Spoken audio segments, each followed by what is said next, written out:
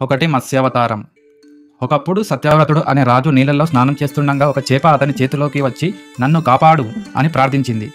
సత్యవ్రతుడు దయతో ఆ చేపను తీసుకొని ఒక గిన్నెలో పెట్టాడు. కానీ అది రోజురోజుకు పెద్దగా అవుతుంది.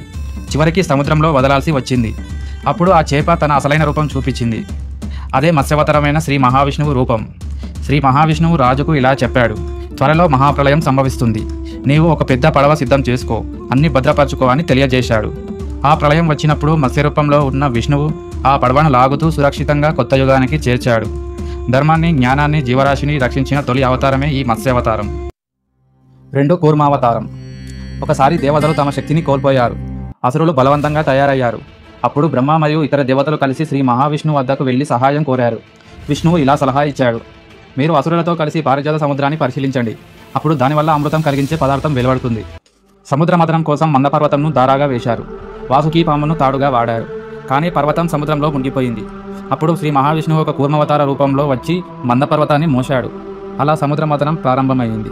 ఈ మదనంలో కామధేనువు, ఐరావతం అనేవి బయటపడ్డాయి. అలాగే సముద్ర మథనంలో మొదట విషం వచ్చింది.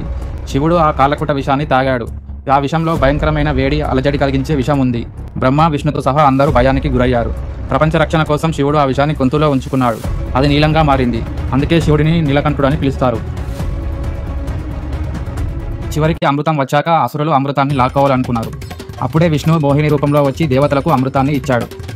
కూర్మావతారం ధర్మరక్షణ కోసం సాక్షాత్తు భూమిపై వెన్నెముకను మోసిన అవతారమే ఈ తాబేలు అవతారం. 3 వరాహావతారం. ఒకప్పుడు భూమి నీటిలో మునిగిపోయింది. ఇది హిరణ్యాక్షుడు అనే రాక్షసుడి పని. అతడు భూదేవిని లాగి సముద్రంలోనికి తీసుకెళ్లాడు.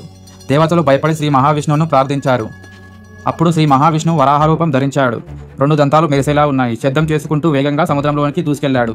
విష్ణువు వరాహ రూపంలో సముద్రంలోకి ప్రవేశించి భూమాతను తీసుకొస్తున్న సమయంలో హిరణ్యాక్షుడు ఆపేందుకు వచ్చాడు. ఇద్దరి మధ్య భీకర యుద్ధం జరిగింది. చివరికి వరాహ రూపంలో హిరణ్యాక్షుని సంహరించాడు. అతన్ని సంహరించిన తర్వాత భూదేవిని తన దంతాల మీద తీసుకొని మళ్ళీ తన స్థానంలోనే ప్రతిష్ఠించాడు. వరాహావతారం భూమాత యొక్క రక్షణ కోసం నిలిచిన శక్తి. ఇది ధైర్యానికి, భక్తికి, భూమి రక్షణకు ప్రతీక. 4 నరసింహావతారం.